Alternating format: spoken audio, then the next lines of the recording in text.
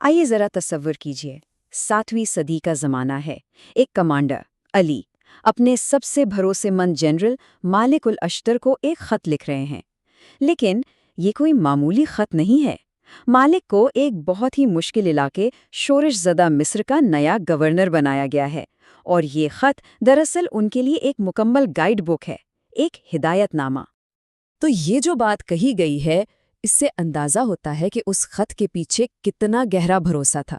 یعنی یہ صرف ایک سرکاری حکم نامہ نہیں تھا، بلکہ یہ تو اخلاقی حکمرانی کا ایک پورا آئین تھا، ایک مکمل دستور۔ اور یہ اس اعتماد کی بنیاد پر لکھا گیا تھا جو ایک لیڈر کو اپنے سب سے قریبی ساتھی پر ہوتا ہے۔ اچھا، تو آج ہم اس خط کے اہم اسباق پر نظر ڈالیں گے۔ ہم دیکھیں گے کہ ایک حکمران کا ذاتی کردار کتنا اہم ہے، پھر بات کریں گے ایک منصفانہ ریاست کی بنیادوں کی، اور آخر میں ان انتباہات پر بات ہوگی جو کسی بھی لیڈر کے لیے ضروری ہیں۔ تو سوال یہ ہے کہ اس خط کا اصل مقصد کیا تھا؟ بہت سیدھا اور واضح۔ مالک الاشتر کو ہدایت دی گئی تھی کہ انصاف کے ساتھ حکومت کرنی ہے اور مصر میں خوشحالی واپس لانی ہے۔ یاد رہے، یہ وہ سرزمین تھی جو اس وقت ظلم اور ناانصافی کی وجہ سے بہت پریشان حال تھی۔ اب یہاں ایک بہت ہی دلچسپ بات ہے۔ یہ جو گائیڈ بک ہے، یہ سیدھا ریاستی پالیسیوں یا معیشت کی بات سے شروع نہیں ہوتی، نہیں۔ اس کی پہلی ترجیح، اس کا سٹارٹنگ پوائنٹ حکمران کا اپنا ذاتی کردار ہے، اس کا خود پر کنٹرول ہے۔ دیکھیں، بنیادی پیغام بہت صاف ہے۔ اصلی طاقت، حقیقی اختیار اپنی ذات پر کنٹرول سے شروع ہوتا ہے، اپنی انا کو قابو میں رکھنا اور ایک اخلاقی ضابطے پر سختی سے چلنا۔ یہی اصل حکمرانی کی جڑ ہے۔ یہ جو بات ہے نا، یہ ہمدردی کے لیے ایک بہت ہی گہری، ایک یونیورسل اپیل ہے۔ اس میں صاف صاف کہا گیا ہے کہ ایک حکمران کی ذمہ داری ہے کہ وہ سب لوگوں کا خیال رکھے، سب کا، چاہے ان کا مذہب، ان کا عقیدہ کچھ بھی ہو۔ اور سچ پوچھیں تو یہ خیال آج کی دنیا میں بھی اتنا ہی اہم ہے، شاید پہلے سے بھی زیادہ۔ یہاں عاجزی اور تکبر کا فرق بالکل واضح کر دیا گیا ہے، ایک طرف معافی اور دوسری طرف غرور۔ خط میں صاف وارننگ ہے کہ جب طاقت بے لگام ہو جائے اور ذہن میں یہ بات بیٹھ جائے کہ بس میری بات مانی جائے، تو اس کا انجام صرف اور صرف تباہی ہے۔ اچھا، ایک حکمران خود جتنا بھی اچھا ہو، اس کے آس پاس کے لوگ، اس کے مشیر بھی اتنے ہی اہم ہیں۔ اور یہ خط بالکل واضح کرتا ہے کہ کن لوگوں کو اپنے قریب بھی نہیں آنے دینا۔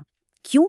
کیونکہ ان کی غلط صلاح، ان کا برا مشورہ آخرکار حکمران کی ساری پالیسیوں کو ہی ناکام کر دیتا ہے۔ تو حکمران کی ذات سے اب ہم آگے بڑھتے ہیں ریاست کے ڈھانچے کی طرف۔ یہ خط ایک ایسے معاشرے کا نقشہ کھینچتا ہے جہاں تمام حصے، تمام طبقات ایک دوسرے کے ساتھ مل کر ہم آہنگی سے کام کرتے ہیں۔ تو یہ ہیں معاشرے کے ستون، اس کی بنیادیں، اور سب سے اہم بات یہ ہے کہ یہ سب ایک دوسرے پر منحصر ہیں۔ فوج، عدلیہ، تاجر، غریب، کوئی بھی طبقہ اکیلے ترقی نہیں کر سکتا۔ یہ ایک زنجیر کی طرح ہے جہاں ہر کڑی کی بھلائی دوسری سے جڑی ہوئی ہے۔ اور انصاف کا سارا نظام کس پر کھڑا ہے؟ عدلیہ پر۔ چیف جج کے لیے جو معیار رکھا گیا ہے نا، وہ غیر معمولی ہے۔ اسے صابر ہونا چاہیے، نڈر ہونا چاہیے، تعریف سے بہکنے والا نہ ہو، اور سب سے بڑھ کر وہ صرف سرسری طور پر کیس کو نہ دیکھے بلکہ معاملے کی تہہ تک جائے، یعنی لالچ سے پاک اور سچ کی تلاش میں بے چین۔ تو ٹھیک ہے، ریاست کا ڈھانچہ تو بن گیا، لیکن اس کا آخری مقصد کیا ہے؟ بہت صاف، تمام لوگوں کی بھلائی۔ اور اس میں بھی ایک خاص بات ہے کہ امیر اور مراعات یافتہ طبقے پر عام لوگوں کو، اکثریت کو ترجیح دی جائے۔ یہاں ہدایت بالکل صاف ہے، ہمیشہ عام لوگوں کے ساتھ کھڑے رہو۔ ان کی اجتماعی خوشی اور رضامندی چند طاقتور سرداروں کی حمایت سے کئی زیادہ قیمتی ہے۔ اور یہ کوئی چھوٹی بات نہیں تھی، یہ اس زمانے کے لحاظ سے ایک انقلابی خیال تھا، یعنی طاقت کا مرکز امیروں سے ہٹا کر عوام کو دیا جا رہا تھا۔ یہ ایک معاشرے کے منصفانہ ہونے کا سب سے بڑا ٹیسٹ ہے۔ اصلی کامیابی کا پیمانہ یہ ہے کہ کیا ایک کمزور انسان بغیر ڈرے ایک طاقتور انسان سے اپنا حق لے سکتا ہے؟ اگر ہاں، تو معاشرہ کامیاب ہے۔ یہ صرف قانون کی کتابوں کی بات نہیں ہے، یہ سماجی انصاف کی روح ہے۔ اور اب بات کرتے ہیں معاشرے کے اس طبقے کی جس پر اس خط میں سب سے زیادہ، سب سے خاص توجہ دی گئی ہے، یعنی سب سے نچلا طبقہ۔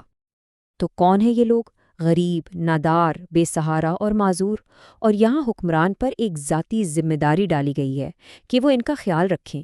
صرف یہی نہیں بلکہ سرکاری خزانے سے باقاعدہ ان کے لیے ایک حصہ مقرر کرے، اور یہ بہت اہم ہے، یہ کوئی خیرات نہیں، یہ ان کا حق ہے۔ اور اب ہم اس سفر کے آخری حصے میں ہیں۔ یہاں وہ آخری تنبیہات ہیں، وہ کام جن سے ایک حکمران کو ہر حال میں بچنا چاہیے۔ کیوں؟ تاکہ وہ ظلم، کرپشن اور آخرکار اپنے اختیار کے زوال سے محفوظ رہے۔ یہ صرف نصیحتیں نہیں ہیں، یہ ایک مستحکم حکومت کے لیے گارڈ ریلز ہیں۔ ناجائز خون بہانے سے بچنا، اپنی تعریف کے نشے میں نہ پڑنا، وعدے نہ توڑنا، عوام سے دور نہ ہونا، یہ سب وہ جال ہیں جو ایک حکمران اور اس کی ریاست دونوں کو تباہ کر سکتے ہیں۔ سمجھ لیں کہ یہ وہ ریڈ لائنز ہیں جنہیں ایک اچھا حکمران کبھی بھی پار نہیں کرتا۔ اور سب کچھ سمیٹتے ہوئے جو ایک سب سے اہم اصول سامنے آتا ہے وہ ہے ایمانداری، اپنے وعدے کو پورا کرنا، اپنے عہد کو نبھانا، اور یہ صرف دوستوں کے ساتھ نہیں بلکہ دشمن کے ساتھ بھی، کیونکہ یہ ایک ایسی چیز ہے جس کی عزت ہر کوئی کرتا ہے، اور یہی وہ بنیاد ہے جس پر ایک پائیدار حکومت کھڑی ہوتی ہے۔ تو آخر میں یہ سوال ہم سب کے لیے ہے، رحم، انصاف اور عوامی خدمت پر یہ 1400 سال پرانی نصیحتیں آج کی 21ویں صدی میں کتنی ریلیونٹ ہیں؟